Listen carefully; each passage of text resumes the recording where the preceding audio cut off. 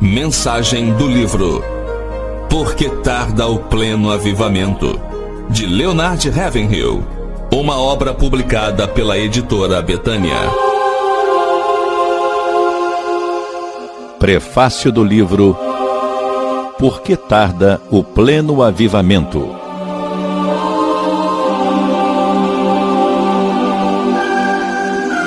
Os grandes complexos industriais mantêm em seu quadro de funcionários alguns operários que prestam serviços apenas quando ocorre uma falha em algum setor da fábrica. Assim, se uma máquina apresenta algum defeito, eles são convocados e comparecem ao local para identificar o problema e solucioná-lo, e tudo volta a funcionar a contento. Esses homens não se preocupam com os sistemas que estão operando bem, especializam-se em localizar e corrigir defeitos. No reino de Deus ocorre algo semelhante. Deus também tem sempre de prontidão seus especialistas, cuja principal função é cuidar das falhas morais, ou melhor dizendo, do declínio espiritual de uma nação ou igreja. Exemplos desse tipo de indivíduo foram Elias, Jeremias, Malaquias e outros iguais a eles, que em momentos críticos da humanidade surgiram no cenário da história para repreender, condenar ou exortar o povo de Deus em nome dele e da justiça. Quando o povo de Israel ou a igreja se achavam em condições normais, esses sacerdotes, pastores ou mestres trabalhavam silenciosamente, passando quase desapercebidos. Mas assim que se desviavam um pouco das veredas da verdade, esse especialista se levantava para intervir. Parece que possuía um instinto especial, capaz de detectar problemas, o que fazia com que logo corresse ao auxílio do Senhor e do seu povo. Geralmente, esse tipo de pessoa tinha a tendência de ser radical, de ter atitudes drásticas e ser até certo ponto violento, e os curiosos que se pusessem a observar seu trabalho provavelmente o taxariam de extremista, fanático e negativista.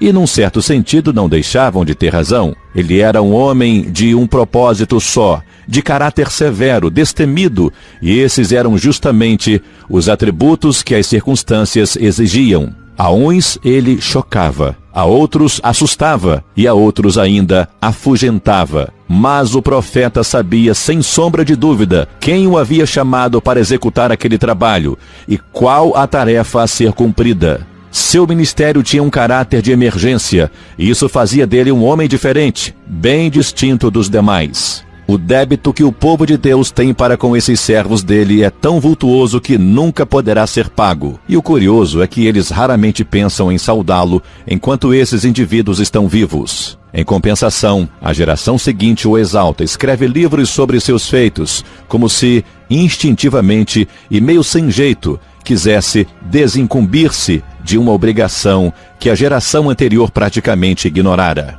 Quem conhece Leonard Ravenhill vê nele esse especialista espiritual, esse homem enviado por Deus não para realizar um ministério na obra regular da igreja, mas para fazer frente aos profetas de Baal, desafiando-os em seu próprio território para envergonhar os negligentes sacerdotes que oficiam no altar, para enfrentar os falsos profetas e advertir o povo que está sendo desviado do caminho certo por influência deles. Um homem como esse, às vezes, não é companhia muito apreciada. O evangelista profissional que sai correndo do culto assim que ele se encerra e vai para um restaurante de luxo contar piadinhas com os amigos, talvez o considere uma presença embaraçosa, pois ele não é desses que conseguem silenciar a voz do Espírito Santo em seu coração como quem fecha uma torneira. Ele insiste em ser um crente fiel o tempo todo, onde quer que esteja, e nisso também distingue-se de muita gente. Quando se trata de Leonard Ravenhill, é impossível ter uma posição indiferente. Seus conhecidos podem ser divididos em dois grupos, aqueles que o amam e admiram profundamente, e aqueles que o detestam.